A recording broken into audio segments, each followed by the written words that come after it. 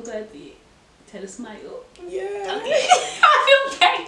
Okay. Hi guys, welcome back to my YouTube channel. It's Angelica here. I've got a special guest. Finally. And if you're new, come in, have a seat, have several seats. If you're not new, thank you for having me once again. Oh, up on your screen. I'm a faithful subscriber. So you guys, I did a poll on my Instagram. I asked you guys if you wanted to have Olamide on my channel because she's absolutely amazing, and all of you guys said yes, minus the annoying people who tried to trigger me. So here she is. Hi guys. Introduce yourself. Oh, what was I supposed to say? What do you do? My name's Olamide. My name's Olamide. I study at LSE as well. I do economic history. That's it really. Okay, and I might put her bio up because she wants to be humble right now, but she's actually amazing, guys. So I'll put her bio up for you guys to read. Today we're going to be sharing how we spend our summers and springs at really elite institutions and industries at very young ages, how we built our extracurricular experience, and how you can do the same. So yeah, do you want to share some highlights, like from sixth form or from year 11 to where you are? Like, what things really stood out to you about what you did? Okay, my highlights from sixth form, I would say, was going to the Ivy Leagues. So I visited Princeton, Yale, Columbia, Harvard. Harvard.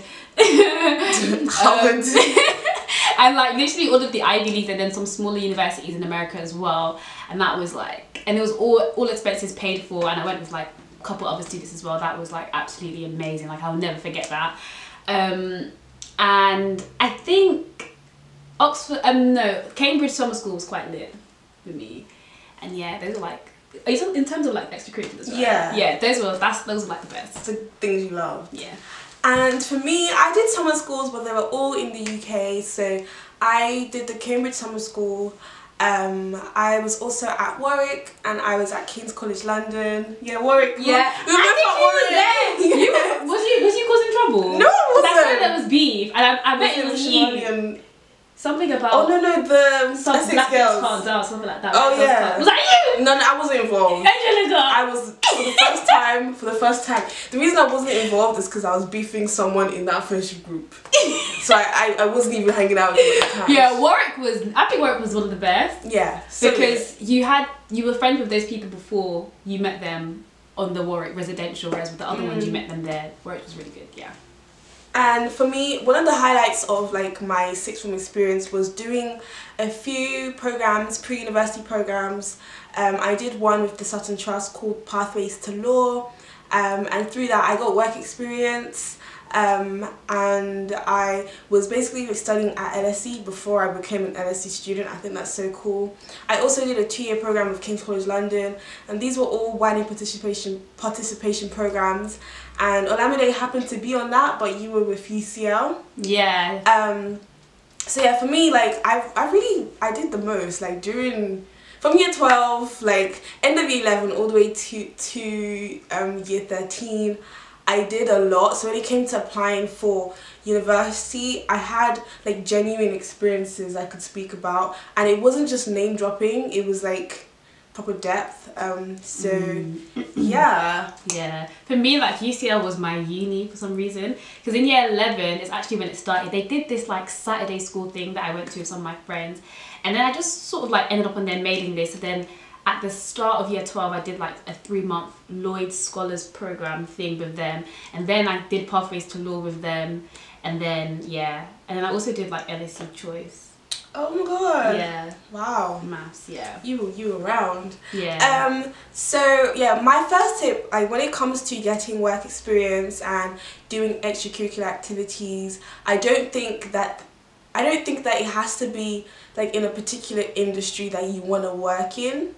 I believe that there's a lot you can do. You can volunteer, you can do work experience, you can do summer schools, You can start your own society, like you can blog, you can do things in your free time. So my best advice right now, don't have tunnel vision. Just like do things that make you look well-rounded. And I'm guessing you can speak on like, yeah, I would definitely say like at this point just go for like everything you can get, because you learn about different things no matter what you go to. Even if it's that you learn that you don't want to do that thing, it's still useful. So I did pathways to law, and now I have no interest in law whatsoever. But actually, whilst I was at Clifford Chance interning for a week as part of the pathways to law program, they brought in in-house bankers, and those in-house bankers were from they brought in in-house lawyers, and they were from investment banks, and that was the first time I heard about investment banking. And I actually started talking to them about like what's investment banking, and that's how I got interested in investment banking. So after that experience, like of trying to become a lawyer, I learned about investment banking, and now that's like the industry that I'm in. So definitely don't close your door to anything just because it doesn't sound like what you want to do. Yeah. You can speak about proactivity. How did you actually hear about these programs? So I feel like there are loads of websites that are really good, like Student Ladder. They have programs when you're in year 11, you're in year 12. They're like career focused as well. But also like, I don't know if you found this, but once you like do one or two things, like you just know, like they just come to you, like they will even tell you about things that are going on in different universities. So if you can get your foot through that door, you start to hear about loads of different opportunities that other people don't have access to. I think that once you get in the circle, like you meet friends, and if you have good friends, you will share opportunities with each other.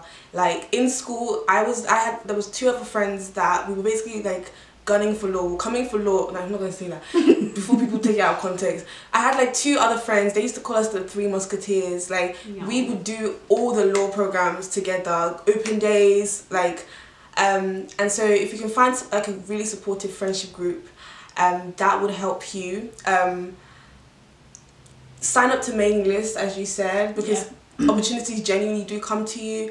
And like from the back, for instance, I did this program with Eversheds. This was through the Sutton Trust, and at the end of that program, Eversheds actually selected me to be on a 4-year mentorship program, which for me got extended to 5 years because I basically took a gap year.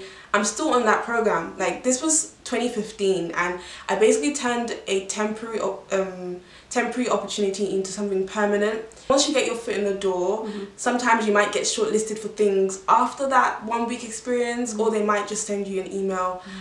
So be proactive and don't turn any opportunity down. Also say like, see what other people have done. Like I still do that till now. Like I'm in second year, and I'll go and see what the third years have done, so that in second year I can be preparing for what I'm going to do in third year. So like if you have anyone in the year above you, 2 years above you, like look at what they've done and note it down. Like put a plan for yourself. Okay, I'm in year 11. When I get to year 12, I'm going to apply for all of these programs like you're hearing about now. Like put place a plan.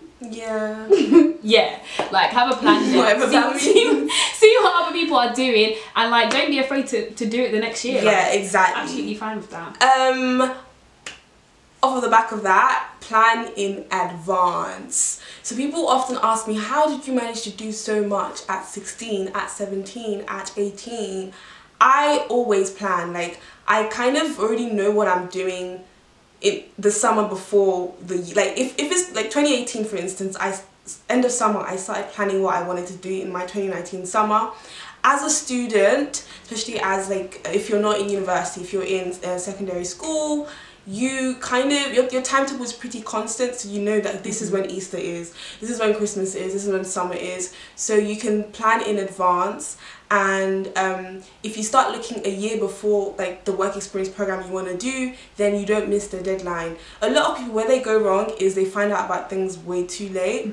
So just like try your best to be on job, and don't let any opportunity pass you by because you weren't proactive enough early. And not even just they find out too late. Some people, they know about it, but then they don't take enough action, and they will pass. They're like, oh my god, I forgot to apply. Like so many of my friends, like I will turn up, have you applied, and then I'll like, the deadline is today, like, oh yeah, don't worry, and then they miss out on the opportunity, and then you miss out on that one opportunity, and then from that opportunity 2 doors opened for me, but you didn't get that because you didn't do that one opportunity. So when it does come up, like the day it opens, like just start it and finish it. It's long, but if you just sit there and just do it, then it'll be off your mind.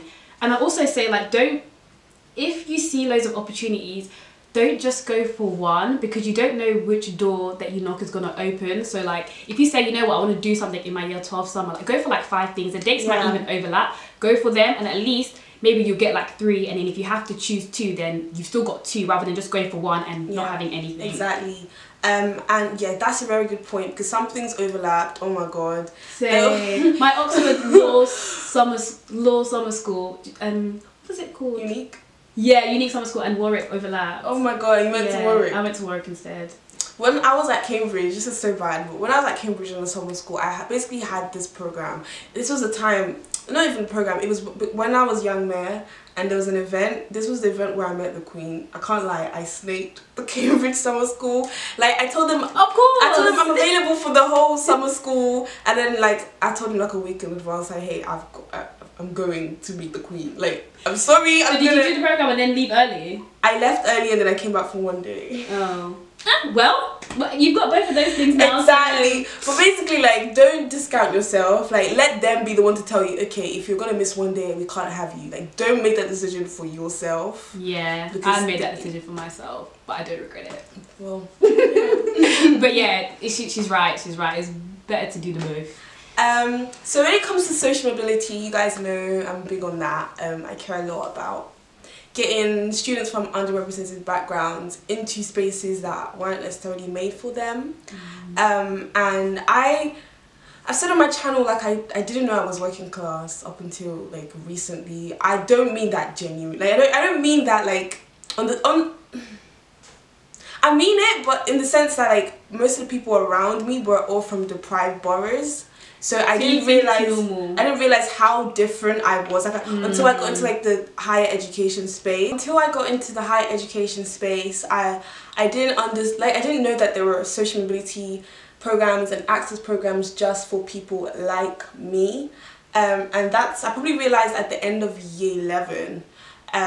So like my best advice to whoever's listening, if you're from like a low socioeconomic background, definitely seek out programs, because there are things that literally exist to widen the gap of attainment, whether it's academic, whether it's work experience, for people like you. And the sooner you start to own like your background, the more you can essentially make the most of because them. your peers that go to grammar schools, private schools, can afford to pay for those same programs, and they're like £1,000, £2,000, £3,000. Like, there was this thing called the Young Investment Banker program, and it costs so much. And like, I know my parents or my family would have never been able to afford that, but I did so many things for free. So like, ride that wave and take it. And even those free programs, some people that were on there like could have paid for like the other programs. So you that don't have, you know, access to or opportunities to get these paid programs, go for the free ones. Like, honestly, go for them. I was also gonna say, like, I'm not trying to toot my own horn, but most people tell me that like they don't understand how I managed to do as much as I did. Like, I'm not your average university Come student. on now. I'm not even gonna like no, in the sense that like I was so hungry, guys, like to the point that like my peers who aren't from low socioeconomic backgrounds, my CV is more packed than the people who had more opportunities, because of how thirsty I was from a young age. So I think in fact it's giving me some type of advantage, because I do stand out. And like, it's not even like, oh, who's your dad? Because when you actually get to know who I am, you're like, wow, like everything you have on your CV is through your own merit. So the organizations I used when I was on the come up, I'm still on the come up, don't even get twisted, your girl is still hustling. Sutton Trust absolutely saved my life. Like, I owe so much to Sutton Trust, and I can't wait to give back. Like, hopefully this video is one way I'm gonna like help. You use Sutton Trust as well? Yeah, so Sutton Trust, they do universities like across the whole of the UK. Like, you can go to so many, you can go to Cambridge and Oxford, you can go to Manchester, York, they do so many universities.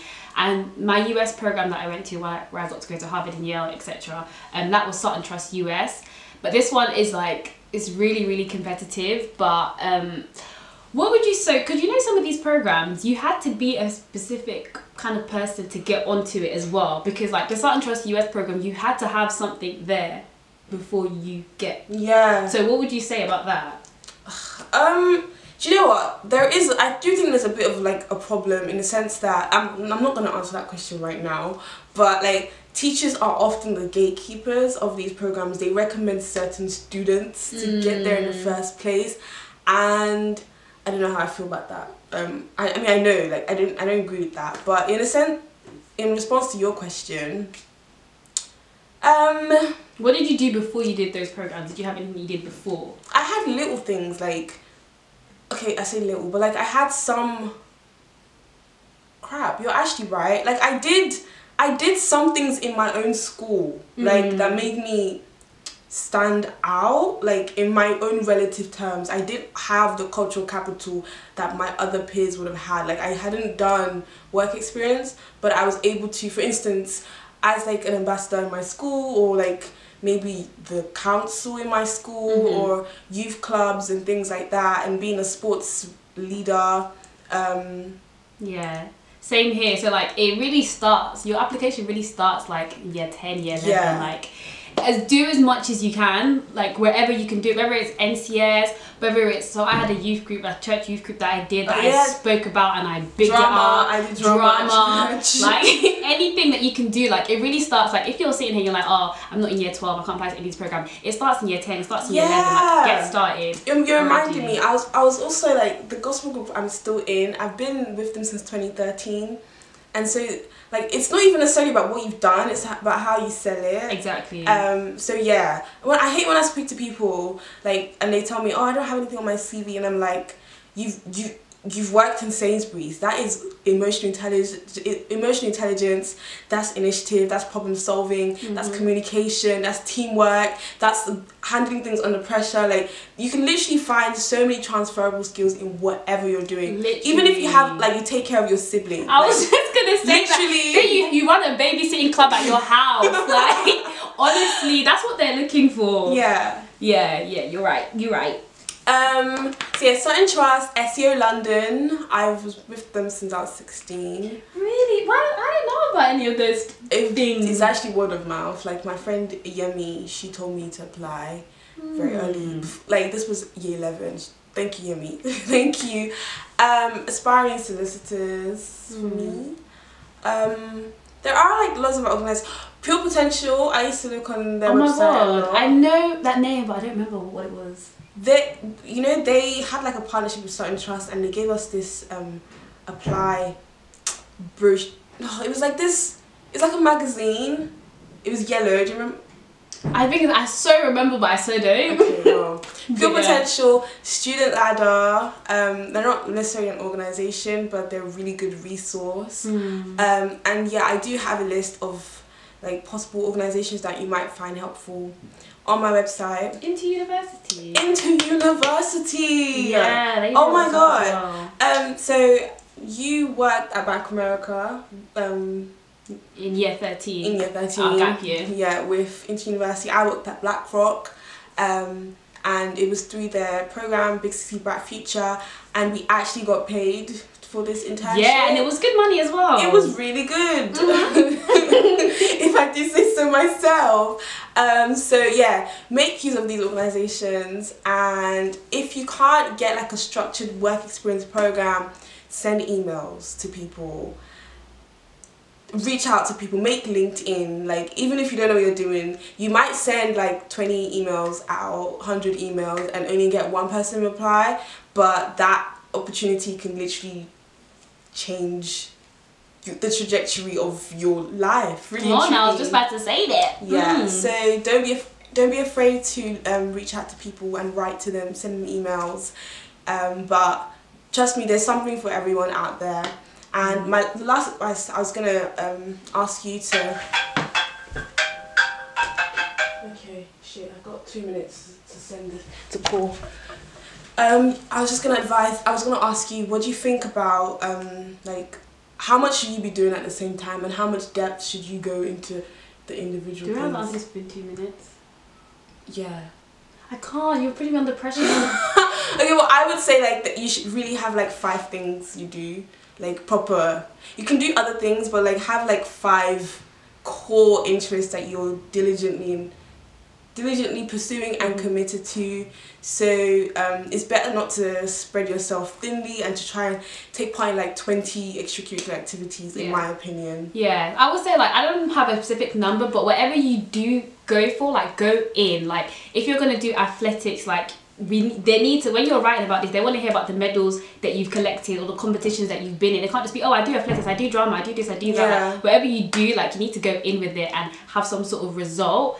So that's why she's saying like maybe try to do, what's that, jack of all trades, master of none. Like, don't be that. Don't be that. Don't be that. Yeah, thank you guys for watching this video. I will link Olamide's information in the description box, possibly on the screen if I'm feeling like it's not even that hard. I don't know what's my problem. My problem is.